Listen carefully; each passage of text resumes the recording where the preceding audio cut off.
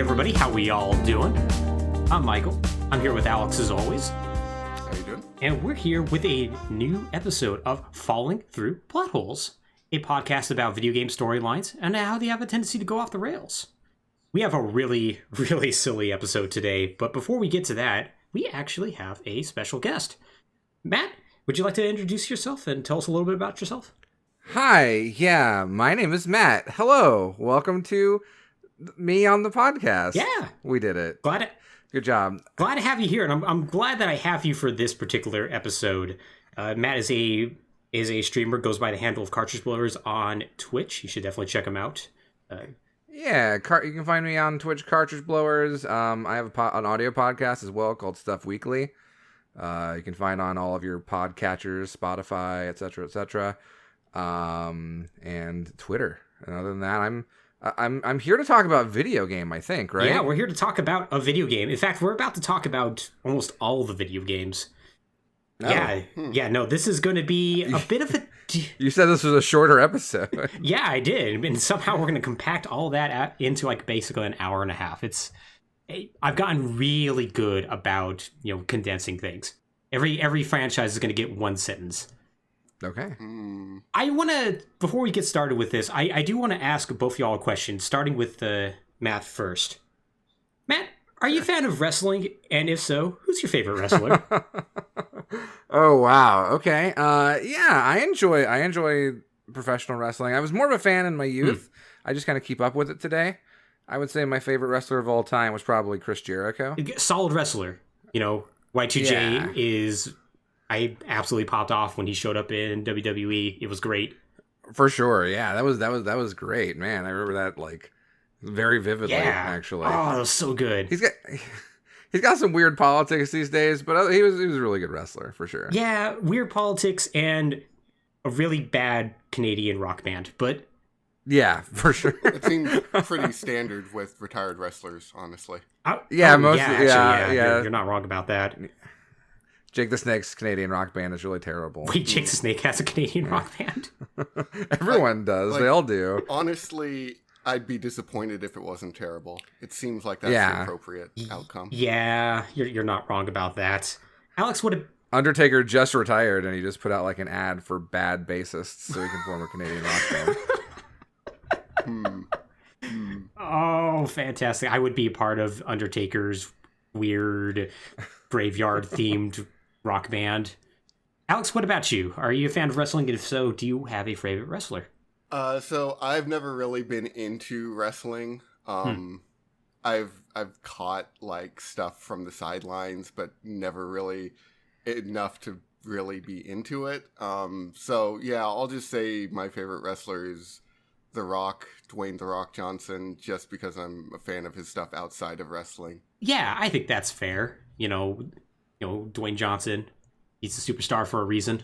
Real great. Yep. The Scorpion King himself. He's the Scorpion King himself. People at home can't see, but I have an OBS screen open with a very blurry picture of the Scorpion King staring both Alex and Matt in the face, judging us for what we're about to talk about. I was a pretty big fan of wrestling in my youth as well. Yeah, nowadays I also just tangentially keep up with it, but my favorite wrestler was very unfortunate. It was Hulk Hogan, which oh yeah, that hasn't aged well. No, it turns out all the sports stars I really liked in my youth turned out to be just the worst people. Like my favorite football player was Michael Irvin, which he's probably like on the better end of everything because he just got really into cocaine, was just mean to people, which that's okay, fine. Yeah, right. Yeah, I understand that. Yeah. Yeah, we've all been there. We've all been there. We've all had our own coke habits at one point or another. But yeah, it's like being a fan of Hulk Hogan and all that. I was like, oh man, Hulk Hogan, he's so great. And it's like, oh no, he's horrifically racist. I can never enjoy Thunder in Paradise anymore. Curses. I don't remember why, but I was actually talking to someone not that long ago about Hulk Hogan, and I'd forgotten about all the controversy stuff. And like they mentioned it, and I was like, oh yeah, what was that? Like I feel like that wasn't that bad. And so I looked up the Wikipedia article, and I'm like, yeah, that's not that. Oh. Well, oh no.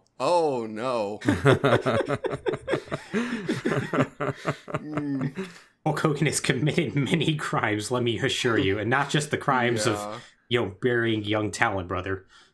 I mean, what kind of crimes has he committed? Rampant steroid abuse? That's not illegal. I mean, true. You know? It's more crimes that aren't on the books, like, helping to destroy media outlets, but... Yeah. Although granted, Gawker was kind of asking for it with that one. Yeah, media outlet is a generous term with regard to Gawker, but still. But yeah, as you can probably tell from this cold opening, we're going to be talking about a wrestling game today. But before I get to what that game is, I kind of want to start off by talking about how I even got to this topic in the first place. It's going to seem a little tangential, but I assure you, it's going somewhere. So, when I was down in California helping to take care of my grandpa, I was looking into wrestling storylines and whatnot, in, like video games, because I heard that there were some really interesting ones, particularly of Fire Pro Wrestling. Oh my god. Yeah. Yep. And there was one particular game, I forget which one, I think it was Fire Pro Wrestling Special, that was actually written in the 90s by Suda51. So, oh my. Right? And it's a completely wild story. However, it deals with some incredibly heavy topics, including suicide. And given the things I was kind of going through at the time, I was like, this is maybe a little bit too heavy of a topic to kind of do right now and give it to like the proper justice it would deserve. Because it's a very serious story from what I understand. So it's like, okay, let's go ahead and shelve that for now. Let's look into something else. And so I got bored and just started looking up random wrestling games, as one does. Matt, as the bigger wrestling fan between you and Alex, between, let's say, the beginning of video games and 1996, do you think there was a single good licensed wrestling game? Oh, no. Oh, no. No. No. I mean, like, Royal Rumble and Raw on the Super Nintendo are not they're not fun. No, though. they're not. they're playable, but they're not fun. I'm trying to think of a good licensed video game. There's one I can think of. Okay. And that would be the WWF WrestleMania game that Midway made. Oh, for sure. For sure. The endings in that game especially are yes. ridiculous.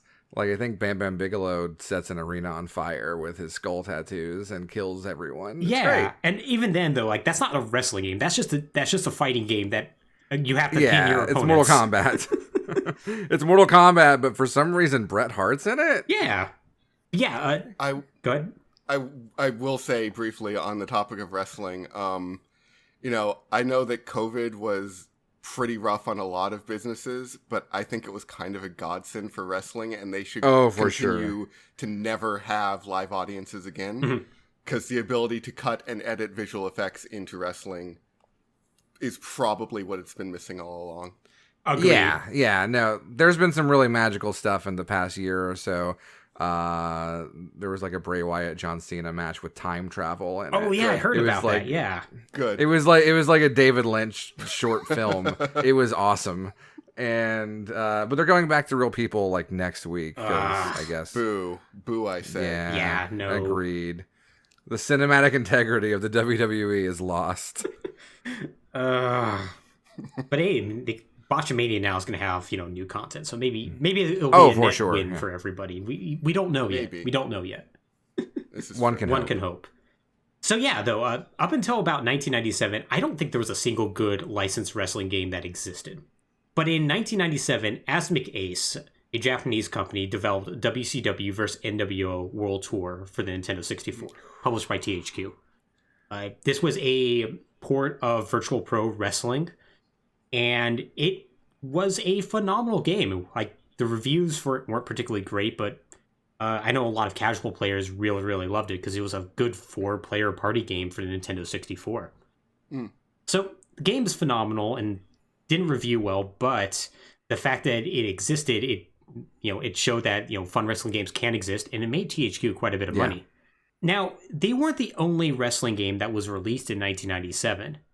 Acclaim, which this is a good story when we're talking about THQ and Acclaim. Oh, yes. Oh, shit. Oh, okay. They released WWF Warzone. Yeah, they did. So, on purpose. Yeah, I hate Warzone. I hate that game That's so terrible. much. That's so bad. And I'm glad somebody agrees with me on this because I looked up the Wikipedia page for this to see what like the reviews were, and it actually reviewed better than WCW versus NWO, which I was like, what were you people wild. doing? That's so wild. Like WCW versus NWO World Tour was the second game I got for my N64 as a kid. Oh, nice. And once I was done with Mario 64, I played the hell out of WCW versus NWO for like a year straight. Yeah. And like meanwhile, was it Warzone was the first one? Yeah, Warzone was the first one.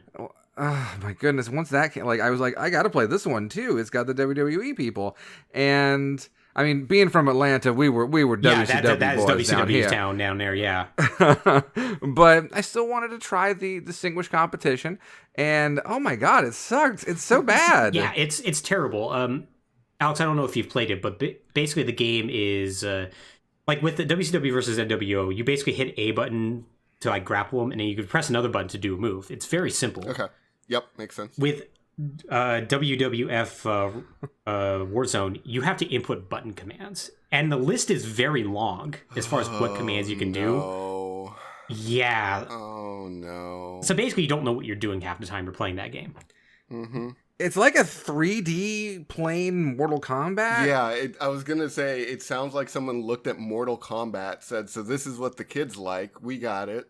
Yeah, we couldn't steal Mortal Kombat from Midway like we did NBA Jam, so how about we just make our own, but it's a wrestling game.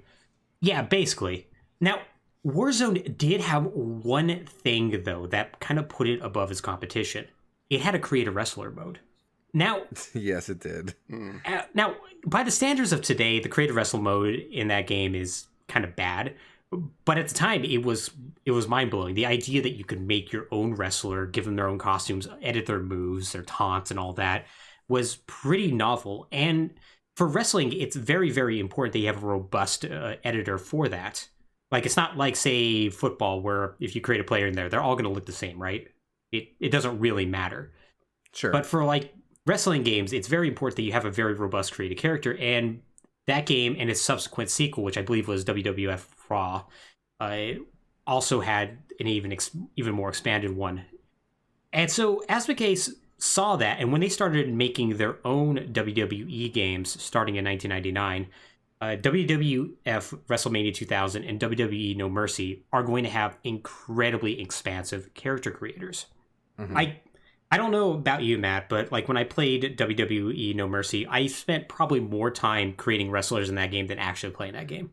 Oh, for sure. There's like, I was a lonely little nerd, and so I'm like, there's 2 or 3 pages of blank spaces for you to put creative characters in, and so I would create like all of these made up wrestlers in my head, and then like put them in the game, and it'd be like, okay, these are my new characters that are coming in, and then I would like map out little tournaments and stuff, and then I would delete them and put in like WCW guys, or like try and keep the roster updated. And it's like, obviously you look at character creators today in like the WWE 2K games, which are terrible, but like their character creators are great. That N64 one can't compare, but like the limited nature of it was actually kind of, it worked in its favor in many ways. Inspiring. Yeah. Like, I've got camo pants, but I can do like 16 colors on these camo pants. So maybe I've got some blue soldiers versus some green soldiers. We're going to make them. Here we go. Yeah. And, there's a lot that can be done with it. Yeah. And what was even crazier about that is that by that point, it was the 5th game that they had made with the same engine and same assets. Because there was a PlayStation game that they made, WCW versus the World. And they just kept everything in those games, just moved them forward, essentially. So by the time you got to WWE No Mercy, like, they had faces from wrestlers that either were no longer wrestling or not under contract, but they were still in the game. In a very early 2000s, this is the only way we can get away with having Hulk Hogan's license image in this. And so, yeah, you could create Hulk Hogan very easily, or you could create other wrestlers, and you just had a ton of parts. And so it was absolutely nuts. So that became the standard bearer. And from that point on, any wrestling game past that either had to basically do that or top it. So Ukes kind of took over for Asmodee after this. They stopped really making... Well, they still made wrestling-like games, but they didn't really make any licensed wrestling games past this. And Ukes first started out the SmackDown series, and they kept that ball rolling. Like there was even like a kind of limited creative move that was in there, one of the SmackDown games. This eventually branched out to like create an arena, create a match, as it evolved into the SmackDown versus Raw games, and then later to WWE games. And eventually it became to the point where you can now like draw on the clothes or draw on the actual creative wrestlers. So you can essentially make your own clothes and own designs.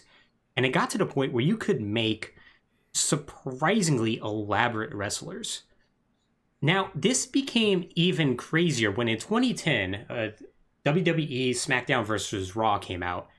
Players were allowed to start creating their own storylines, and they are also allowed to download and upload assets, creative wrestlers, match types, whatever, to THQ servers. This actually created a fun game where every new release, you would go on there on launch day and see how long it took you to find one of three things that were banned items on there. Which is either stuff by the Insane Clown Posse. So, you try to find that Hatchet Man. Sure. 2, a creative wrestler that's Chris Benoit, because everybody was always trying to do that. And the 3rd, straight up pornography. Yep. My record was 2 pages in. And I would usually find either Insane Clown Posse or a pair of breast. One or the other. Fair. Yeah, so... That makes sense. That was a fun little side game, because actually playing those games was terrible. Oh yeah, for sure. There were a couple of them. I can't remember what years that weren't so bad, but maybe I just got in too deep because I definitely created my own share of stories. I did the story creator a couple of times. Yeah, the story creator is probably the showstopper here. So, yeah, Alex, while these games were not fun to play, the ability to create your own cutscenes became more and more robust. And they set up a bunch of different scenarios where you had like free camera control, who you want to place in the scene. They had USB keyboard support so you can type out dialogue and whatnot. And you could create your own branching storylines. This included creating your own 3-hour show where, depending on how a match ended, it would have different endings. Like if The Undertaker won, this ending would happen. If somebody else won, like say The Rock, somebody would run in and attack The Undertaker or something. I don't know. The point is you could do like different branching paths. You could upload them and then other people could download them. Now, yeah, and it was really crazy. And for people who were fans of these games, or particularly fans of Giant Bomb, they actually may be familiar with some of these. I remember in one quick look that they did, they showed off some wonderful storylines, such as Time Rock, where The Rock goes back in time to retrieve a time-traveling briefcase, or Ghost Problems, which is exactly what it sounds like. Good. Yeah. However... No, I'm all about this feature. Yeah. This sounds amazing. It is amazing. And it's so janky too. Like nothing about it looks right. But but it adds to the charm. Yes. And you can make anybody get run over by a car in it. Okay, good. Multiple times. Yes. I did. Like I said, I created a couple of stories myself. I did. They were mostly just like weird, like comedies that made no sense. Yes. And I remember one that it was Dolph Ziggler was a detective who was trying to find out who had murdered Michael Cole. And he was going around the back, and like everyone he interviewed got hit by a limousine in like a subsequent cutscene. And so it was just like cutscene, and then it would go to someone gets hit by a limo, go to loading screen because this is a PS2 or no, PS3, Xbox 360 game. Yeah, it was 360 is what I had it on, and so it would go. But I mean, the load times were horrendous. Oh yeah, it has abysmal and load so times. Yeah, you're getting this cutscene of, oh no, look, the Great Khali got hit by a limo. Next loading screen for 2 minutes, and then oh no, John Bradshaw Layfield got hit by a limo, and then loading screen. And it just keeps happening. It's stupid, and I loved it. Yeah, it was the absolute worst. And it's the best because of it. Right. So yeah, I'm going to just assume that Vince was universally the most run over by a car. I'm sure. Undoubtedly. One would hope. One would really hope. So this was a really cool feature. However, there was a bit of a problem. While it was cool that you could make your own branching storylines, who was going to notice it? Like, wrestling really relies on live crowd reactions to help accentuate the action and enhance the otherwise, at times, paper-thin stories they tend to have. And so it's not a whole lot of fun to just like kind of throw something out there and not see people react to it. It's kind of like why it's cool to like watch people play your Mario Maker 2 levels or Right. or just streaming in general, right? Yep. Sure. So in 2012, with the rise of said streaming services such as Twitch, this seemed to be the answer to this problem. Now, it's all started with a streamer by the name of Anthrax who streamed computer versus computer wrestling matches with some success, but ended up stopping after a few months for reasons unknown. However, they did prove that this was a format that could work. He was getting pretty decent viewership numbers from this. So another British wrestling fan by the name of Baza87 decided to download a bunch of video game-related creative wrestlers into WWE 13, started streaming a bunch of matches on Twitch, and in doing so created the topic of today's episode, Video Game Championship Wrestling, or the VGCW for short. Good. I'm glad. Alex, have you ever heard of the VGCW? I don't think I have. I was trying to think because there is one of these fantasy virtual wrestling storyline things that I saw on Twitch once. But I think VGCW I'm not super familiar with. It sounds vaguely familiar. It had a lot of, I guess, cultural cachet as far as like video game circles around 2012 through, I say, like 2015. Right. Yeah. Yeah, and it definitely inspired a lot of people to do their own sort of like creative wrestlers wrestling online while the janky game engine did its thing. VGCW was actually very instrumental in me becoming a streamer because it got me into Twitch. If VGCW doesn't exist, this podcast probably doesn't exist. Which, granted, is a very Kevin Bacon 6 degrees away, butterfly gets stomped by a dinosaur and thus changes everything in the future sort of thing, but still. Sure. It's still true. Yeah. Matt, what's your experience with the VGCW? I watched it. I was pretty into it. I really, really enjoyed the VCW. I didn't get to catch it as much as I would like. Yeah, same. But just a lot of the dumb storylines. And then like when I guess I remember I discovered it fairly late though. Probably like around, I think there were like seasons, I want to say, and I was like third season or something. That's when I finally like discovered it. And I remember just like deep diving and just, watching clips and stuff on YouTube and then be like, okay, well I got to watch this live because it's ridiculous. Yeah. To the point where when it eventually like it's, I think it's kind of still around, but in a weird, not the same form. Yeah. Yeah. And like I did a stream myself last summer, and we're gonna do another one pretty soon, hopefully. Called AIM AI Melee, where we just did AI fighting game tournaments and did commentary over them for like 18 hours, and one of them was a series of like VGCW inspired like Royal Rumbles. Oh, nice. And like 2K19 or something with just the worst creative wrestlers I could find. And like without VGCW, like I feel like I would have lost a lot of the love I had for those terrible WWE games because VGCW made them something good out of something terrible. Right. Yeah, it totally did. And it, honestly, the fact that it was so janky was what made it beautiful. And I have a series of gifts I want to show that may accentuate that. So, like, for instance, here is like a match between Red from Pokemon against Dracula. And as you can see, that man missed that moonsault really badly. Sure did. Oh boy, Drax gonna. Oh no. Oh, Drax. He's got the kendo stick. Yeah, for those of you at home listening to this audio podcast, a 10-year-old boy is now being beaten by a vampire with a kendo stick. The Singapore cane, my God, the Transylvania cane, we're gonna call it. Oh my God. Or this one was just my particular favorite, which involved, once again, Red from Pokemon is involved in a lot of really good moments. And yeah, I get that. Just Guile just ends up wrecking another child for some reason. Yep, and then saluting. Yep. And yeah, and then of course sometimes there's just straight up glitches, such as this one where Jessie from Pokemon phases through the ring. And Yep, just leaves. And she's just gone. And like that Team Rocket's blasting off again. You know how it goes. Straight into the ground. Straight to hell where Team Rocket belongs. How dare you? Exactly. They're criminals. No, Put them in poker jail. They're going to go to heaven. They're too The pure. only thing they've stolen is my heart, and literally that's it. Because they're No, too incompetent you're for in the trouble. rest. Really bad. You're gonna die. They have your heart. That's awful. Well, you know. That is what it is. That's what they made Robo Hearts for. Ah. So yeah, like VGCW may be one of the wildest fan projects ever created.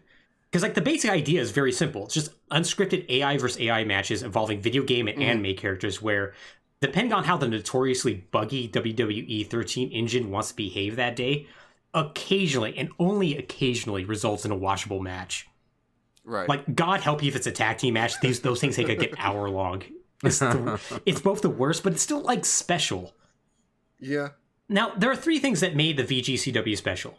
The first was, once again, it's broken. WWE 13's character creator allowed you to assign a variety of traits, stats, and moves to your wrestlers. However, these didn't always add up to a good wrestler. For example, Vegeta from Dragon Ball was a wrestler with good stats and strong but easily counterable moves. Red from Pokemon didn't possess the same strengths. Red was supposed to be kind of bad, but he had traits that allowed him to escape when in danger and had a higher than average counter rate. What this meant is that Red was shockingly good and like got like really ridiculous comebacks and became a fan favorite because of that. While Vegeta, Both of those are incredibly accurate. it kind of fits with him, right? And Vegeta was absolutely terrible to the point of being a meme. Yeah, again, accurate. Yeah. Yeah, it's kind of funny how that worked, right? There's also other things, like if your wrestler was like super heavy wrestler, the AI just didn't know how to handle it. So Nappa from Dragon Ball Z turned out to be one of the best wrestlers in the game because of that. Okay, proof that no one knows how to deal with grappler characters. Yep. Indeed, yeah. Not even computers. Nope. No, they do not. The second is that, unlike wrestling, none of this had scripted outcomes. Well, usually anyways. WWE 13 once again allowed you to script a different outcome depending on who wins. And Baza was more than happy to go along with whatever the AI decided to do. So if somebody won the championship, well, he's going to write about that.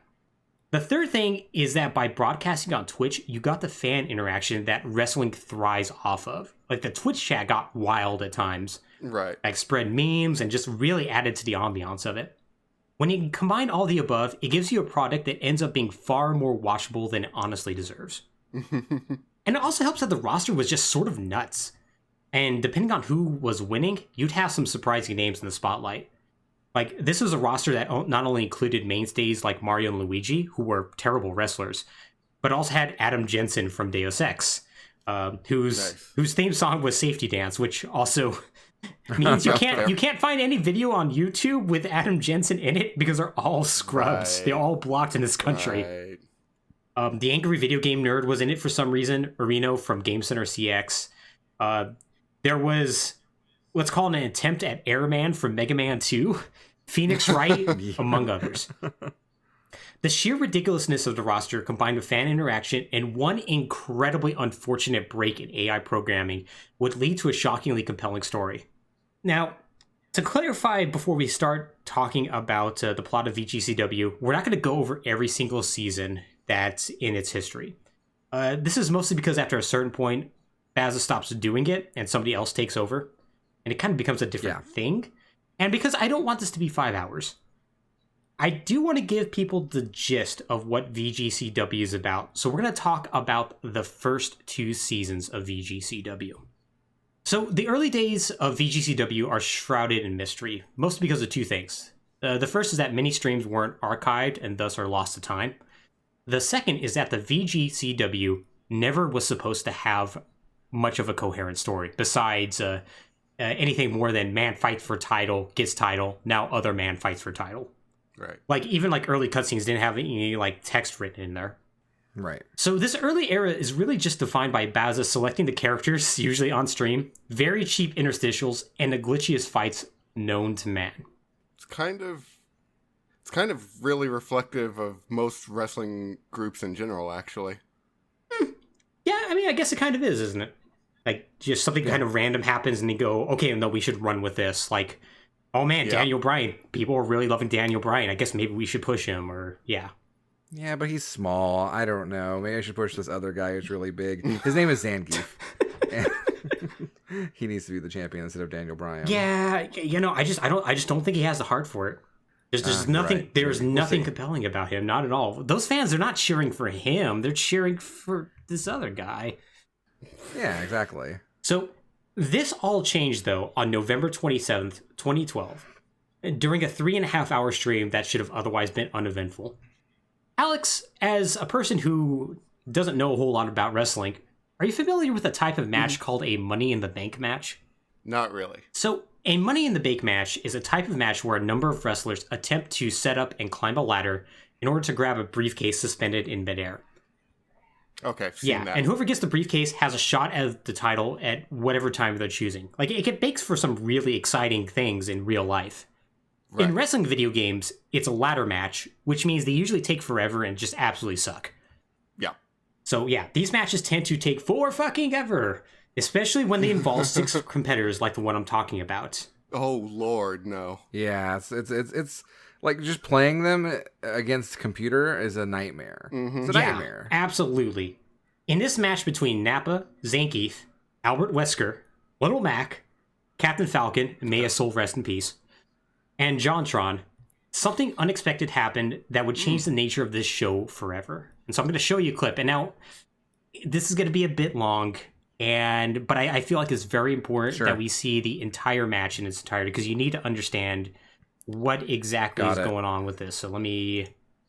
Okay. I'm settled in. I'm settled in. Get comfy. All right, and here we go.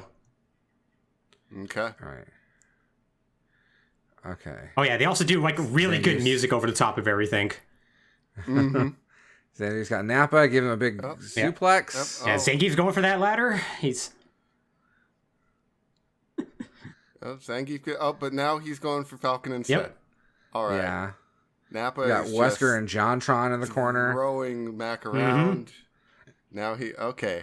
Yep, setting it up, and Well, that's the goal, right? You climb the ladder to get the briefcase. So Zangief's climbing up. Okay, Zangief's getting the briefcase. Zangief's getting the briefcase. Nappa is stuck on the geometry. No one's stopping. no one's stopping Zangief. No one is stopping Zangief. Okay, JonTron's. Oh, he stopped it. Yeah, it's over. Oh, but the dream is dead. The dream is dead. wait. The dream is alive. Dream Zangief returns. is grabbing Return of the dream. Wesker's gonna. and Zangief won. Zangief. Oh, well, all right. Okay. Okay. All right. ahead. Well. Yeah. For Mother Russia, yeah? Yeah. That's good. And then Well, This happens, you know. so was that the stream? that was the match. Yeah. Okay. And so, needless to say, that wasn't supposed to happen. Yeah. No, I kind of figured. Yeah. I went to a Money in the Bank pay-per-view in like 2013, did ya? maybe. And like seeing those matches is really cool. You know, there's lots of ridiculous stunts, cool setups. You know, you got 6 dudes. If it had been over in 15 seconds, I would have been really angry. Yo, yeah, right? Yeah. It would have been just the absolute worst. Yeah, rarely people like what's called our squash matches, where the match ends like 15 seconds. Right. And yeah, something like that, yeah, it would just been anger-inducing. And Baza kind of figured that was going to be the case, because he decided to rerun that match later in the evening. Only this time, Little Mac was the winner. Now, the Twitch audience went ballistic, saying that Baza screwed Geef, and generally being unhappy in both a mocking and serious fashion. Now, it didn't help that the next episode, Little Mac would go on to win a 40-man Royal Rumble match, where he was the last entrant, and he beat Snake, who was the last person in there, who entered like midway through, eliminated like something like 17 wrestlers, and ended up winning the match, though. He just came in last minute and just threw out Solid Snake. So for the audience, this made Little Mac a company man, somebody not to be trusted, and Zangief instantly became a fan favorite. So Bowser became Vince McMahon. Yes, actually, very literally. quite literally. He clearly recognized this as an opportunity, and the very next show, a new character debuted, Baz McMahon, which is literally just the Vince McMahon wrestler. Yes. Just named Bass. It's just the same model on It is everything. 100% coming out to the same like entrance music. It's fantastic. So he came out and he actually could. I think what might have been the first cutscene that has actual dialogue in it. There might have been a few before then, but he came out and said that he didn't screw over Zangief, but Geef screwed Geef. And it was his tactics during the match, i.e. winning, that caused this to happen. So Zangief was furious about this and only became more furious the following night when he was assaulted backstage by Little Mac. Zangief protested this as well, but Bass McMahon agreed that Little Mac went too far, and he scheduled a match between Zangief and Little Mac, but with Bass as a special referee. In a short match, Mac pinned Zangief, and Bass McMahon did a fast count, leading to Zangief's defeat, and with that, the Soviet screw job was on. And so, man. yeah, with that, now VGCW has a storyline. And admittedly, it's like the most wrestling storyline possible, and it's only going to get crazier from there, but like, people ate this up. Everybody was loving this. For sure. Yeah, this is perfect. Right? This is like flawless execution. And it's oddly like the two video game characters you have here are an actual wrestler and like a boxer. So Yeah. like we're not even too far outside the realm of like reality, honestly. right? It It's just also, kind of I works. really like that, like the little Japanese American dude, I guess, unclear kind of, is like the bad guy and the stooge, and the big Russian dude is the underdog hero. yeah, right? Oh, and it's only going to get even crazier, though, with that. Because Zangief's going to team up with somebody that you would not expect. Good. Because what follows was a constant back and forth as Zangief would do his best to interfere in Little Mac's matches, such as when Little Mac cashed in his money in the bank and fought Adam Jensen. And, Little Mac would ambush Zangief anytime and anywhere. However, what happened next was very unexpected. A hero and a villain would soon team up against a common foe. So, Ganondorf was a powerful wrestler and Dark Lord who just lost his championship belt to Bowser's devastating Glitch Bomb, which was a type of power bomb that just automatically did 100% damage. Because these games are well coded. Yeah. This ended his 1,000 Years of Darkness championship reign. Like, it was a very long championship reign he had. Wow. It was right after this that he was, despite being weakened, put into an Extreme Rules match with Little Mac where he could just use weapons and whatnot. Mac defeated the weakened Dark Lord and was about to ruin his day with a steel chair post-match when Zangief ran in and saved him. Now, Baz was furious about this and scheduled a tag team between him and Little Mac against Zangief and Ganondorf, with Zangief and Ganondorf just easily winning. This led to creation of maybe the most successful and popular tag team in all of VGCW, Gerudo Skies. And Oh, that's so it's good. so good, isn't it? That's so good. Oh, and yeah, they were instant fan favorites, and they were a wrestling team for a long time, for like 5 seasons. Like it was crazy. Like, and yeah, once again going back to like now, like all of a sudden Ganondorf is like a fan favorite, even though he's Right. yeah, Ganondorf. he takes on an Undertaker role in many ways. I'm trying to remember. Did Boz like? I remember him making some combined theme music for different teams. Was there like a Zangief, Ganondorf, Gerudo Skies theme song? I can't either. I'm not sure, but Because that sounds like a banger. it probably honestly. would have That been. does.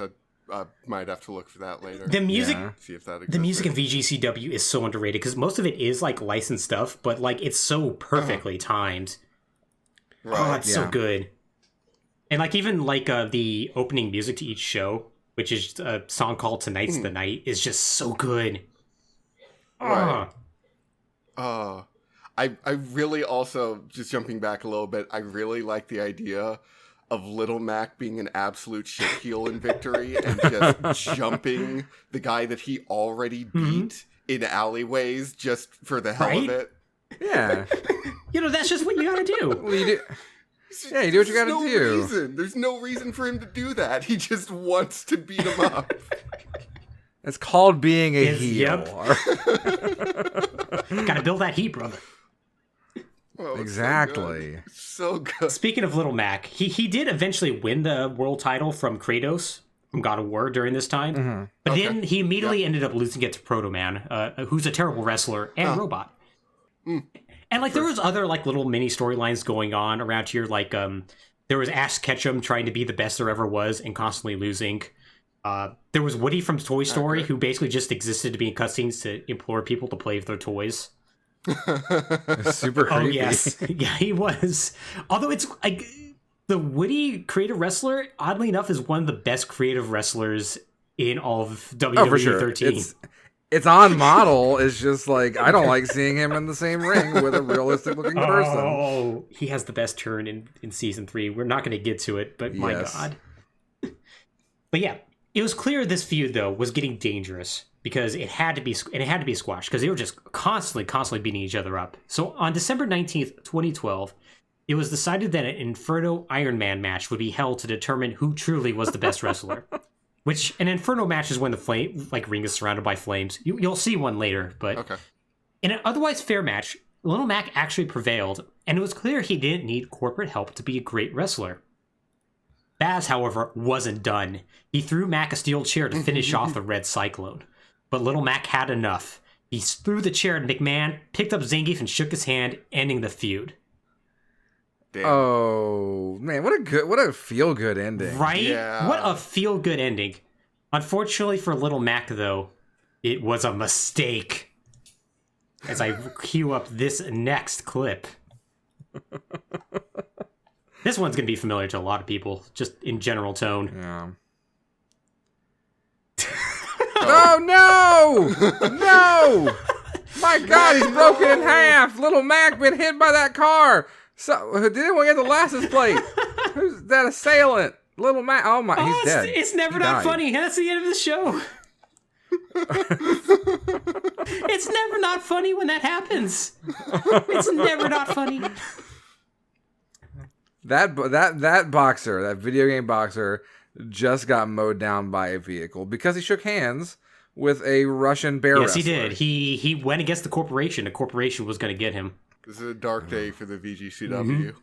This is a dark day for all of Yeah, us. so describe what happened at home. Walking to his car in a parking lot, a black Lincoln Town car plows the Little Mac, sending him to the ground and later to the hospital for weeks. However, it's not shown on screen, but one person was around to witness what happened. Luigi, a wrestler of very little renown, who was in a tag team with his brother Mario. He then all of a sudden quickly disappeared, and nobody knows where he went. And this leads to season 2. Turnabout Turnbuckle. Yes. Oh, it's so good. It is so good. Oh. So this season starts with a mystery clearly afoot. And who better to solve this mystery than a bad lawyer? Yeah. Yeah. So on January 1st, 2013, Phoenix Wright calls out Bass, reasoning that of all people around, he had the most reason to have a Little Mac run down. So Bass comes down to the ring and just calls him an idiot, telling him he has no time for this nonsense because he has a wrestling company to, well, run. However, shortly after this, Phoenix is found knocked out by security from a probably brutal assault. However, later Baz is overheard talking to somebody that looks very mysterious.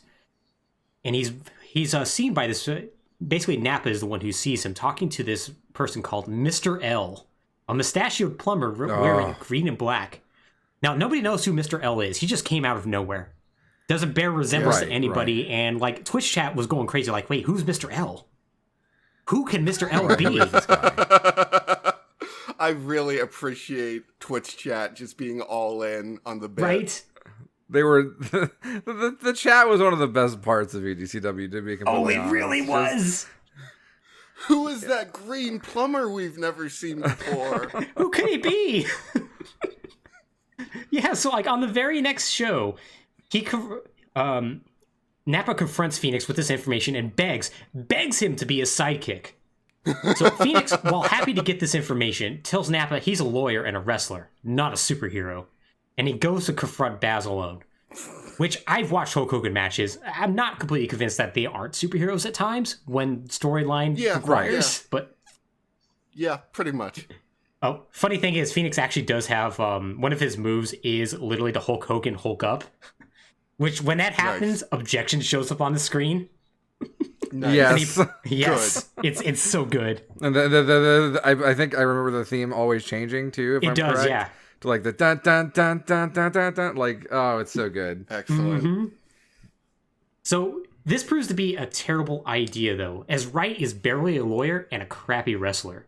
So he heads out to the ring to call out Bass, telling him he has to answer for his crimes. And here, I'm going to get another clip loaded up. I do appreciate that Phoenix always has to do this in full view of the public. Sure, yeah, of course. Right? Well, It's wrestling. You can't have a conversation without a microphone to your you mouth. cannot. Yes. Yes. Right?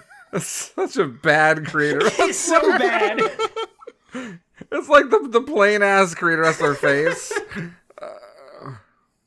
Like the most, like I get that was the color of his suit. Yep. This bright blue, but it With just no looks like texture. Yeah, the green screen blue no is so texture. bad. Yes.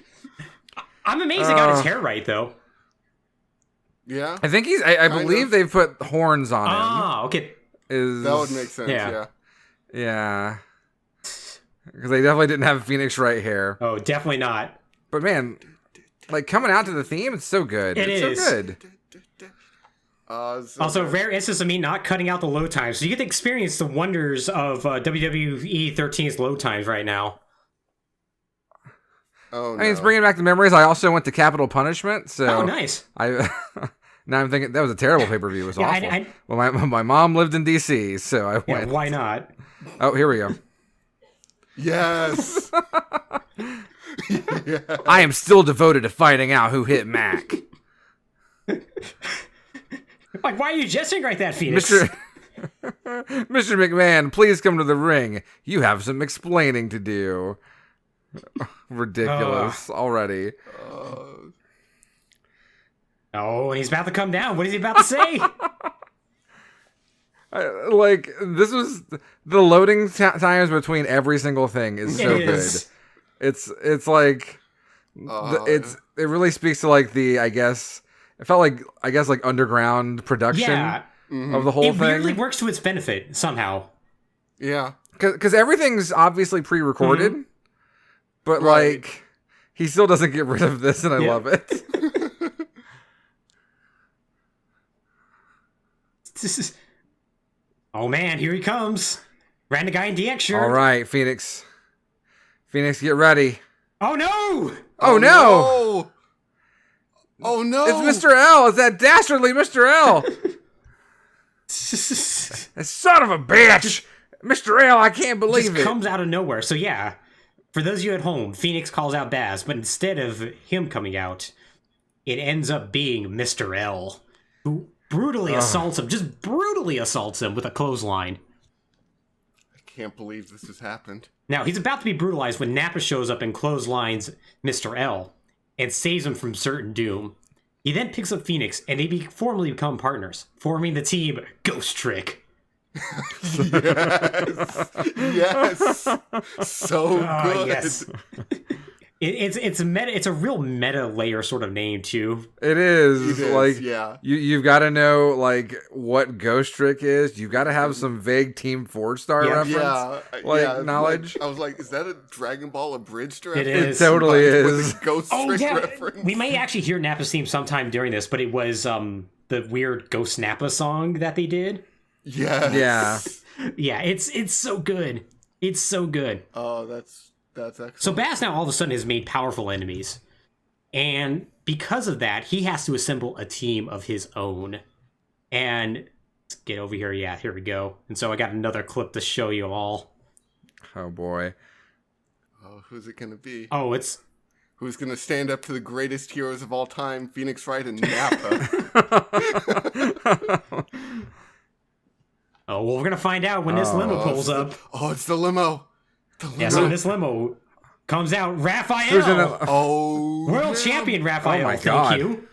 Also, that is the GCW world title. Oh, geez. Ezio from Assassin's Creed. Raphael. Okay, sure. Gary Oak, Yeah. and of course, A shit heel if ever there was Mr. one. L. Mr. L. What a fucking party vehicle. Right? For real. Like, imagine sitting in there chilling with Raphael and Gary. Man, what it's got to be a It's good got to time. be a good right? time. It's gotta be. Yeah, so they form a team called the Boz's Elite Four. And yeah, once again, it consists of Gary Oak, Ezio Torre, Mr. L, and led by the champion Raphael from the Teenage Mutant Ninja Turtles. And so throughout the season, they would fight Ghost Trick and their allies on and off as they attempted to get Phoenix to drop the investigation. So after a couple shows, Phoenix calls out Baz for a third time, demanding he explains what happened with Mr. L. Like, why is he attacking people backstage? Because he's not only just attacking Phoenix, but he's also attacking other people that seem to be, connected with Baz in some way. This time, Nappa, though, forces Baz to come out and answer Phoenix's questions. During the investigation, after a lengthy back and forth, Baz accidentally refers to Mr. L as Luigi. So, sensing that Baz knows something about the identity of Mr. L, he tries to get the information out of him. He's like, wait, so you mean... Does that mean Mr. L is... And I could guess this... Yeah, is the implication that Mr. L is Luigi? Is that what he's saying here? But unfortunately, he screws up, and he guesses somebody else. And so Baz insults Phoenix and leaves. Meanwhile, though, Nappa has a plan of his own. He's going to beat up Mr. L. Which he does in a wrestling match. Like, he actually explains this all while he's, like, playing cards, just randomly backstage with him, Phoenix, and Vegeta. Vegeta at this point is in his bad man stage. Like, originally he was, like, in his, like, kind of, like, normal attire and whatnot you'd see in Dragon Ball Z, but since he had lost so many times, he was now wearing the pink Badman shirt. The pink shirt, and he comes out to the song Badman, which is really good. Good. Oh, as an aside, just Vegeta has a really fun arc where he does actually, like, eventually win a match, and when he does, like, I forget what R. Kelly song, like, plays out. Like, and it's just, like, so good. Like, it's, like, an actual emotional moment. Because you're like, Vegeta, you finally won. It's great. You did it. Yay. But, yeah. So he goes out there and he beats up Mr. L. And doesn't bother to question him. But he does beat him up. So he's really impressed with his win. And he decides to lord it over Phoenix Wright. And now Donkey Kong's there for some reason. Also playing cards. Yeah, sure. Yeah. So Phoenix, while annoyed about this, does have a trick up his sleeve. It turns out he had a powerful friend who could do his work for him. Solid Snake. Yes. Yeah, of course. That makes sense. Yeah. So Snake up to this point has been fighting for what he believed in, which was winning the VGCW championship from Raphael. Sure, just like the boss taught him. Yeah. Just like a patriot. Snake, oddly enough, when this all first started, had a terrible looking creative wrestler. And then like halfway through season 2, he just got a new one. To the point that they actually like had Baz show up and like, wow, you just look different. You don't look terrible anymore. That's great. Anyways. Yeah. Also kind of on brand. Right? But yeah, so like he tried to fight Raphael multiple times and even had like a really great match where he was like thrown to barricades, just beaten up, but like had a great comeback, but he just wasn't able to win. And so because of that, he decides to put that on hold and decides to help out Phoenix. And so Phoenix tasks him with sneaking to Baz's office. And he does so, and what he finds in there is startling. He finds, first off, security footage of Little Mac being run over, as well as some mysterious books about hypnotism. So, with the virtuous mission a success, Snakes gives these pieces of evidence to Phoenix, who prepares to confront Baz McMahon for hopefully a final time. Now, before we get to this, I do want to just touch on another storyline that's happening here. With Ash Ketchum, because Ash also ended up undergoing a new transformation where, Ash was a terrible wrestler, and he ended up getting a new creative wrestler where he became Red for Pokemon. And then all of a sudden, his mission was to become the very best that no one ever was. And he was a terrible wrestler, but he basically could reverse anything. And this would lead to matches where, like, if you did like a special on him and he was near the ropes, he would always escape. So he's unpinnable. Which led to matches where he was get absolutely messed up, and he would escape, get a big comeback, and all of a sudden would just be like he gained like a ton of popularity from that, and he actually ended up getting a title match because of that, because he collected all the badges and whatnot. So true shonen status. Yes. Yeah, he was actually my favorite wrestler because I watched his match against Wario where he basically took 4 of Wario's finishers, but every time he was near the rope, so he would escape, and eventually he just won. Look, Naruto was popular for a reason. All right. Yeah, people love to see it. I know you just want to see the underdog win. You do. Unfortunately, if I remember correctly, he ended up running into Guile from Street Fighter, and Guile just kind of wrecked him. But he still ended up being a mainstay because of that. And I just wanted to throw that out there because Red's great. That's fair. Yeah, Guile kind of has like an anti-shonen thing going on where you can stand up to him, but there's no beating the vet. Yeah. There is not. No, there is not. So, getting back to Phoenix. With the tape in hand, Phoenix finally had definitive proof that Baz had covered up the crime by silencing Luigi, who had witnessed the rundown. Phoenix alerted the authorities, and Baz was dragged away by the Twitch cops. However, Baz hinted at an yet unseen layer to the case, claiming that Phoenix's actions would have unforeseen consequences. And so the chairman took one final shot as he sicked 3 members of his Elite Four on Ghost Trick and their ally, Solid Snake. So a big 3-on-3 match ensued that was absolutely unwatchable. But in the end, justice was served, and the machinations of McMahon laid in ruin as Team Ghost Trick ended up winning. And I should say it was, I believe everybody but Mr. L was in this match. Mm-hmm. So it seemed, though, there was one question that was left. Who ran down Little Mac, and where was Luigi? So this question was hit by an absolutely shocking swerve when a leaked phone conversation hit the broadcast between a mysterious caller and, to the amazement of the audience, the driver of the infamous car. So the caller revealed that Mr. McMahon and Mr. L had actually been a problem to them and promised Max Attacker that Mr. L and Phoenix would be dealt with if they continued to interfere. And the caller left the audience with a stunning revelation that he was a beloved and admired figure in VGCW who would never be suspected of collaborating with Max Assailant. And it's led to widespread confusion and wait, was it Gabe Newell who did this? Because he was a wrestler. Of course, that makes sense. Yeah, was it Nappa? Who knows? It could be anybody. But with Baz out of the picture, Phoenix still had to figure out who Mr. L was first before he could figure that out. But the case hit a roadblock when the masked villain just began viciously assaulting random wrestlers such as Captain Falcon and Chief Areno. He would just go and just attack people who had no connection, and he was just going wild. At first, Phoenix and Nappa assumed the victims were related to the case, but when low-profile and relative newcomers began to be attacked and fall, they realized that something had gone very, very wrong.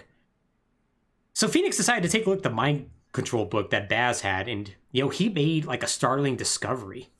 That he's just gone rampant. So, oh no, Mr. Cell Rampage was even disrupted the VGCW Championship itself, as Ganondorf was attacked well before his long-awaited title shot against Raphael. And then even after the match, Mr. L ran in and beat up Raphael, who was at the time thought to be Mr. L's ally. Huh. This caused the rest of the Elite Four, Ganondorf and Zangief, to team up and subdue Mr. L, who still almost fought all 4 of them off. He was just getting stronger and stronger. Yeah, and this betrayal also caused the Elite Four to disintegrate. Ezio tried to pull everyone together to team up, but Gary Oak said "smell you later" and left. On point. So as Mr. L's rapid assaults continued, Phoenix discovered the reason for his behavior. With McMahon out of the picture, nobody was left to give mind control orders to the masked man, leaving him violent and crazed. Makes sense, yeah. I get that. Yeah, one. right? Yep. So, Phoenix, having discovered Mr. L's true identity, left VGCW headquarters to retrieve the one man capable of restoring Mr. L's memories. So, Nappa went out to, bait out Mr. L, and, Mr. L came out and, saw from behind and was about to break his leg of the chair when something amazing happened. And so, I got a couple more clips to share. All right. And these are... I'm psyched. Oh, yes. And you should be, because these ones are so good. Let's see. I don't want to see Nappa's leg get broken by a chair. That's going to make me sad. Yeah, that just sounds horrible, doesn't it? Yeah. Yeah. Pulmonizing him. Oh, gosh. She's going to do it. Oh, my. This is going to be brutal. Mm-mm. Oh, no. Oh, man. Oh, no. Oh, no. Wait, it's Mario. Oh, no. This heroic music. Right? Mario rushing to the ring, taking out this mysterious Mr. man. L. Who knows? Oh man, Could he be related to him some way? I don't know. Where's Mario been this entire time? I'm not really sure. So this led into the finale of season 2 and the final match between Mr. L and Mario. And we're not going to watch this entire thing, but we're going to watch a decent chunk of it so you can kind of get the emotion of it. All right, yeah. Sure, Also, sure. this was the first match I ever saw at VGCW. Oh, It was wow. a hell. What a time to Yeah, come it in. was a hell of a thing. Right? Oh man. Yeah, so it's an Inferno match. Which makes sense. Yeah, you know. right? Mario's Suitably dramatic. Mario's probably immune to fire. Yeah, he's Fire Probably, Mario. Ah. Oh man. Yeah, all the reversals. And he just bulldogs him into the ground. My God. I can't believe Mario's standing up to Mr. L. Right? Like He's a this. terrible The wrestler. man who's beaten so many of the VGCW's most powerful wrestlers. Right? So the plan, you have to like put your opponent in the fire and set them on fire to win, which is, kind of ridiculous. Kind of A is. little bit. I think in this game it's just a pin because they felt it was too hard to actually do that. Oh man. They This do have track a is really good. these two do have a passing resemblance to each other. They really do. I don't know what I'm- you're talking about. like. No, I don't see Well, they it. both have hats. Yeah, I'll give you that. Oh yeah, maybe Yeah. they both buy the same hats from the same hat store. Yeah, they might know the same haberdasher. Yeah, that. The crowd holding up the sign that says YOLO. Great, thanks. You really helped out. You no. really got. Oh yeah, that's Oh, just no. some jank right there. Those are oddly enough, that's exactly what camera cuts are like in WWE Oh now. god, is it? Yeah. So, it's awful. Oof. Ah, Oh, Mario's really on the ropes right Yeah. now. Yeah. He's still hanging it's in gonna there. come back. Oh, and we can hope. Yeah, this is a really good Luigi's Mansion It remix. is. It really is. Okay, this is where it starts. Oh, This is what sold me on man. VGCW. Oh, the the backbreaker. backbreaker. Fond memories suddenly start to return to Mr. L. Yeah, it's so silly.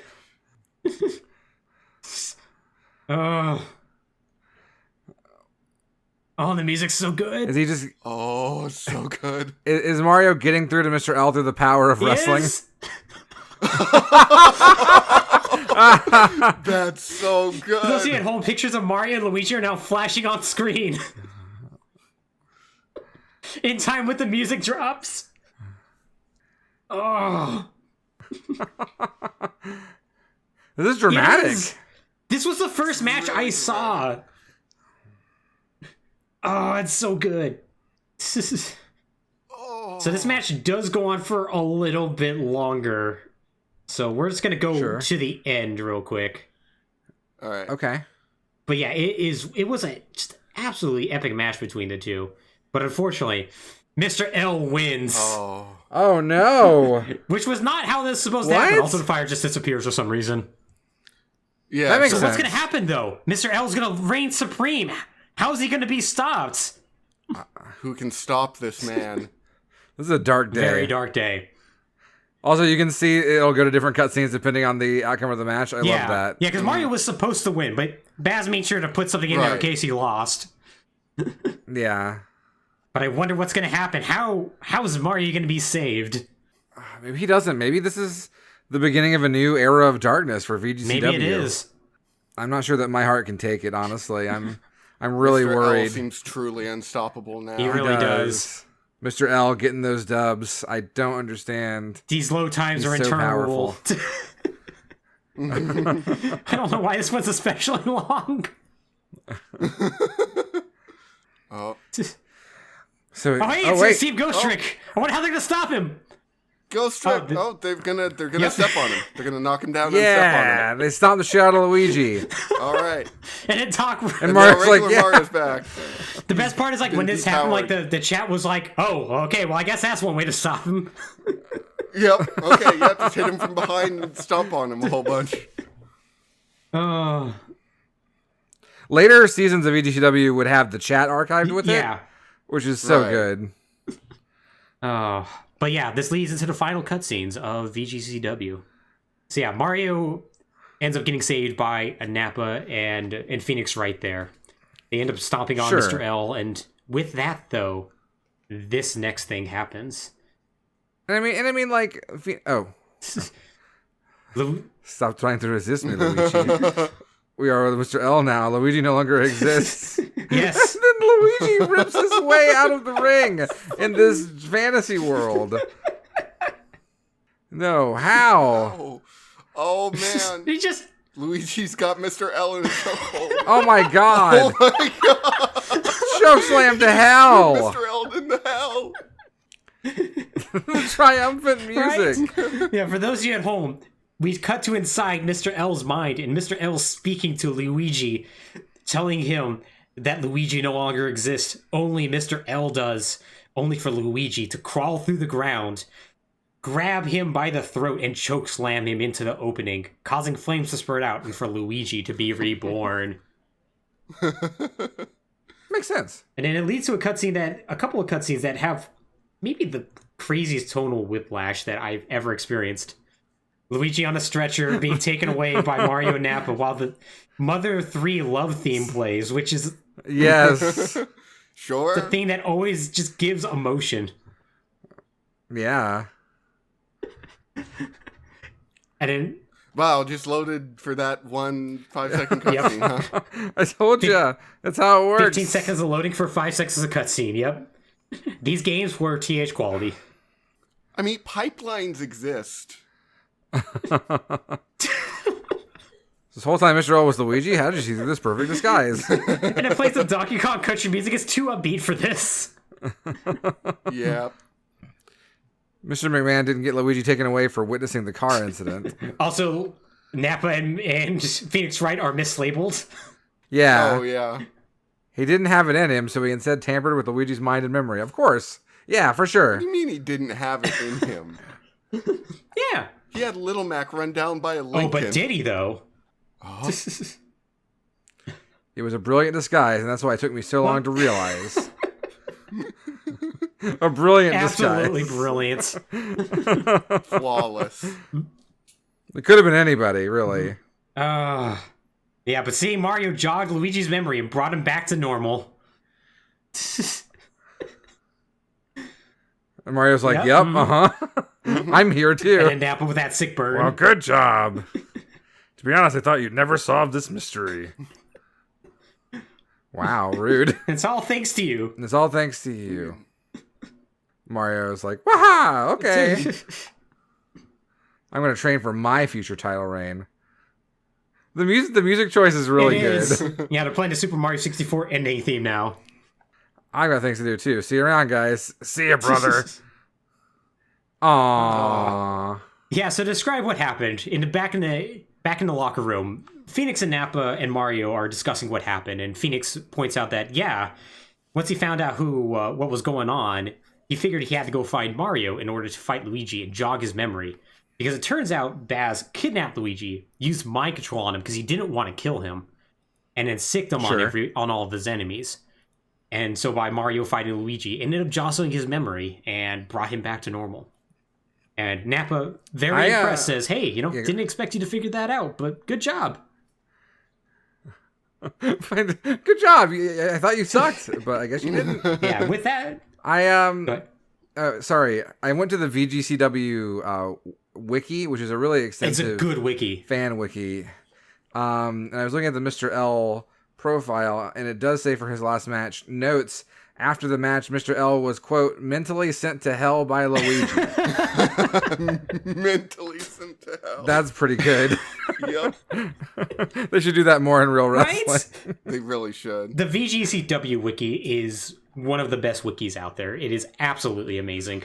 Oh my god, no, that's how you keep doing, like, pre-edited stuff in a live audience setting of WWE. This is just like the finisher inside their minds. Exactly. Ooh, that's good. Right? Oh, There's nothing more painful than a stone cold stunner to the soul. You know. Yep. there really, There's no really coming back isn't. from that. There really, really isn't. But yeah, that is the first 2 seasons of VGCW. Now, I don't want to leave people hanging as far as what exactly happened with the mysterious caller and the mysterious limo driver. Yeah, I have Yeah. to know. Yeah. It will haunt This my wasn't soul. settled until season 4, which was after Dracula came back to life and took over the VGCW as general manager. Okay, Sure. Corrupting Woody into the process, by the way, who was killed by Jenna. Yeah. All right. Just Sure. throwing those out there. So what happened is that the mysterious caller was Solid Snake. Because you see, what happens in season 4, Phoenix Wright, Solid Snake, and I think one other person go back in time, and they realize that Snake already knows what's going on, and he realizes he has to set things up so time happens the way it's supposed to. So they see Little Right. Mac get Sure. run down, or they Snake and Baz does, and Snake's like, hey, listen, if you don't follow things exactly, time's going to explode. Here's this book on hypnotism. You need to do this. If you do this, though, you're probably going to go to jail. And Baz is like, okay, I'll do this. I got to do this because I know it's the right thing to do. It turns out that Baz was a true hero all along. Of course, that makes sense. That A tracks. true patriot. But you're probably wondering, who's the mysterious driver? There's only one answer to this. Well, it turns out I can only guess. Phoenix was having voices in his head that were being sent to him from somebody. I think it might have been Snake. And he got scared, and he was told, get in the limo and drive off. So he does. He gets in the limo, and he drives away from the arena, running over Little Mac in the process. And then he is on the run for years until season 4, when he shows back up, and in a heel turn, is like, you left me in the past. I'm going to get my revenge on everybody. Time traveling Phoenix Wright did it. Of Yes. course. Why? Like the clues were all Clues there. are all there. Yeah. It's the stupidest ending, but I love it. It's very good. It's very good. So- There needs to be more time traveling in wrestling Right? too. So Solid Snake created all of the problems to save the timeline. Yes, he did. Yeah, he didn't want to create a time paradox. Yep. Can't have that. Makes sense. Yeah. So yeah, VGCW under Baz would go on for a while. The Baz McMahon character was retired more or less after season 2. Like, he would show up in a few cameo appearances, essentially, like in season 4. Because Baz didn't really like the idea of having a self-insert, which, yeah, I feel him on that.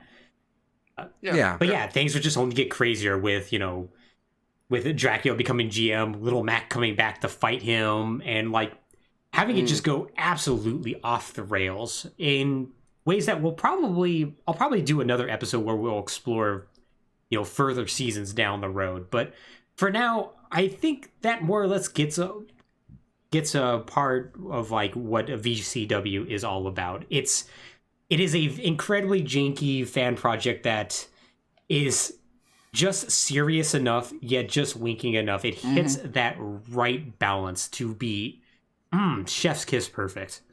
I absolutely love it. It's a real emulation of the WWE's self-aware nonsense combined with just general video game fandom.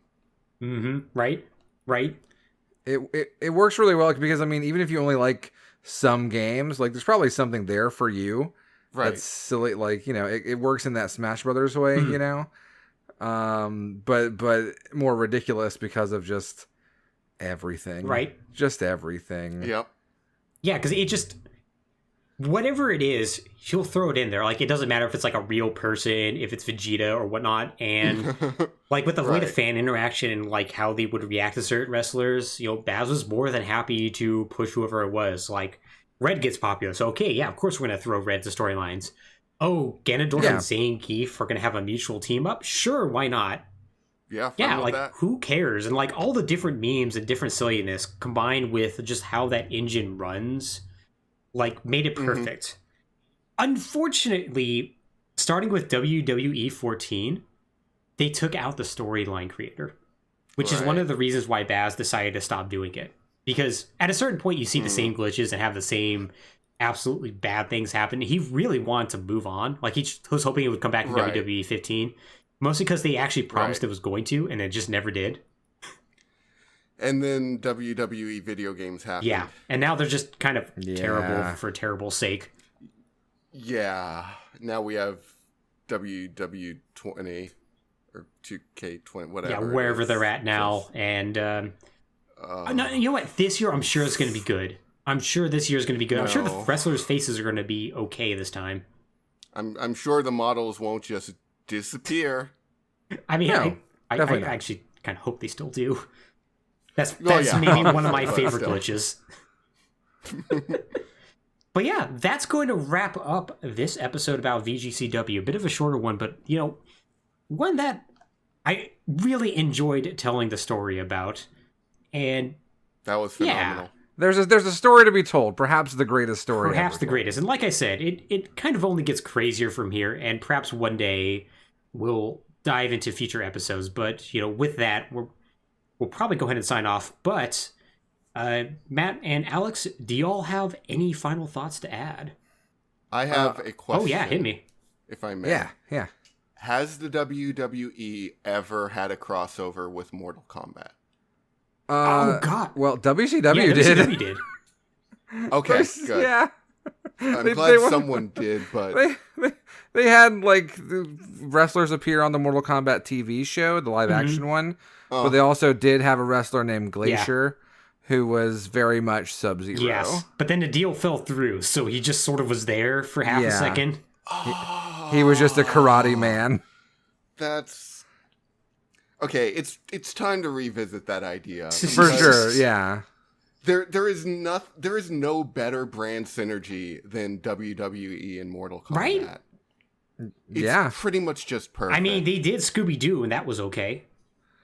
Right, Sure. exactly. Like, oh, no, the boss is mad at me. Oh, no, I have to wrestle for my family. No, what about a Dark Lord? Right. Yeah. Who raises John Cena from the dead so that he fights as a revenant against the forces of good who are remaining because there is an ancient lightning god and of course Daniel Bryan have teamed up. It's I'd watch that. Oh God, Shao Kahn becomes the GM of WWE. Yeah, no. The opening of this writes itself, right? Like Vince McMahon is raging around his office, yelling at some people, dropping some casual racism. Right. And then Shao Kahn just like shows up, just cuts his head off, and is like, now Earthrealm will fight in the Mortal Kombat. And the rules will be I need count pins. I need Vince alive for this. Break someone. I need Vince alive for this so he can start yelling about Outworld. He'll show up with like his head, yeah, holding his head in his hands, and I need like, Vince McMahon. I can't believe this Outworld. Listen, we've got to win this King of the Ring tournament, or else we're gonna merge with the other realms. What the fuck are you talking about? We need to get their tape libraries. We need to buy out the Outworld. Yes. Yeah, no, Vince should absolutely continue to be a heel and just be like, how can I use this Outworld? Tonight, you're gonna fight the Tarkatan Warriors. Oh, Shane, son, cool, you have awesome, a demon? great. Well, I have a demon, and he's also a mayor. And a libertarian. His name is Kane. Great, thanks. God. Great, thanks. Awesome. Okay. Yeah, Mortal Kombat season of WWE. Make it happen. I'm in. Someone. I'd watch Anyone, it. please. I'm- I'll watch it. I'll pay to watch it. I'm sure Biggie and Kofi have at least run that by Vince at least a couple of times by this point. For sure, yeah. I'm sure. Oh, That's an yeah, Xavier definitely. Woods idea, for sure. Yeah, that's true. That's super true. Yeah. Matt, you have any other final thoughts? I'm looking forward to I want to go back and look at this again, look at the other seasons, just because of just the weird, I don't know, like imagination behind a lot of it. I mean, honestly, I can sum it down to here's how I sold VGCW to people. I was like, oh yeah, there's a season called WrestleVania. Yes. Yeah. Oh, the theme remix. Yeah, that would have sold The me. Tonight remix of Castlevania theme was so good. Yes. I'm like, it's about Dracula taking over wrestling. It's fine. You'll love it. And Yeah, honestly, that sells me right there. And it ends in a casket match. Just the word WrestleMania in and of itself is enough for me. And like it's perfect. I miss VGCW. I think it ended when it probably should have ended. And I don't know. It's morally a good force in this world. Absolutely. Absolutely. Well, then that's going to do it for us here today.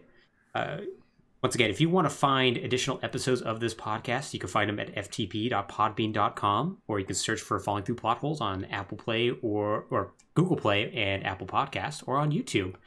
And of course, you can find Matt at twitch.tv/cartridgeblowers, and as well as on Twitter as well. And of course, you have and I apologize, the name of your podcast is slipping my mind. If you want to just plug that one more time. Yeah, so I'm on Twitter at @cart_blowers, and then my audio podcast, Stuff Weekly, where we do a different podcast name every single week, is you can find it at stuffweekly.com, or normally on all of your normal podcatchers. I listen on Spotify, so it's on Spotify. Sweet. Well, with that, thank you so much for joining us, everybody, and thank you, Matt, for joining us on this very special episode. And happy to be here. Happy to have you. And with that, take care, everybody. Take care. Take care. Spike your hair.